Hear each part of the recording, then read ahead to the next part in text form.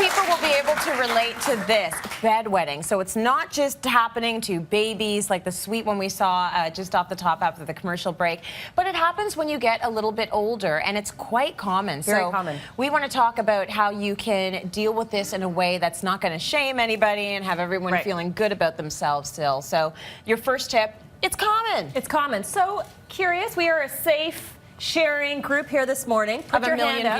Of a million viewers. Put your hand up. No shame if you actually were at some point a bedwetter. Oh, come on. I'm the only one. Thank you, sir. Let's give there we go.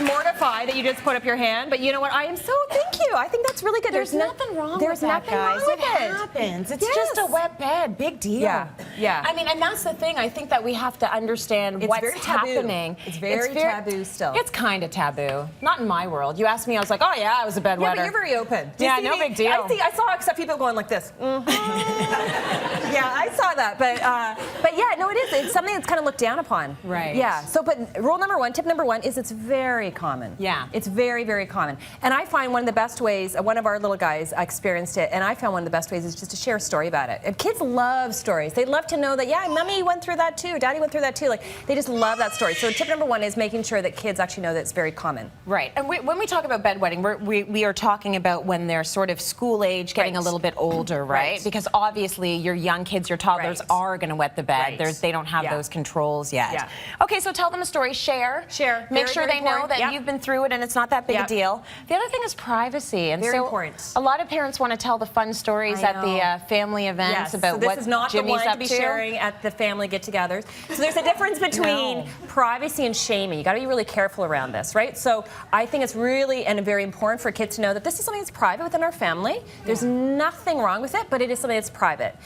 Because some kids, if that information got out to their school or their classmates, they could be really teased about it. So it's really important that you don't want to have shame around it, but you do want to encourage them to actually have privacy for them, but also even like I don't know if I would actually be telling aunts and uncles or grandparents unless you thought that they would be okay with the information. You really have to kind of trust your gut in terms of how safe those other people are that you'd be actually telling. Absolutely. Like if you're comparing stories or trying to make another little cousin feel better, maybe, but you've got to gauge that for yourself. Yes, very important. Be practical. So there's certain things you probably don't want to be doing right before bedtime, right? Yeah, very important. I mean, I'm going to be focusing more on the emotional side versus this physical side, but I was actually just chatting with Dr. Joey about this earlier, and she was actually saying it's genetic, and I actually had not heard that before. So that would be kind of interesting in terms of the physical side. But from the emotional side, a couple things.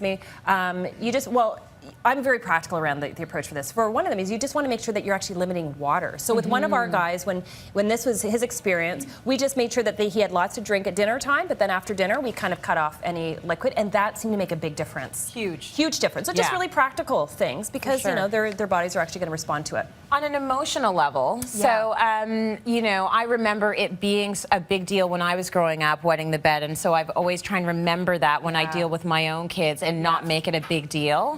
Because it's not really a big deal, and you don't want them to feel humiliated or anything like that. What you need to keep in mind emotionally. So you want to make sure that you're saying it's not a big deal. It's extremely common. Let's do with what we can. Let's go talk to our healthcare provider, making sure that, because I do like to kind of get that physical side kind of on par. But you also, as a parent, want to be really attuned with what's going on with your kid's life. So for some kids, especially the ones that are sensitive, they hold all those emotions in, and if they don't know actually how to deal with it, it comes out in different things. It will come out in nightmares, can come out in tantrums, it can come out in terms of them actually losing some self-control. So you just want to kind of be really aware, what else is going on in my child's life? Is it just simply a physical issue, or is there an emotional component?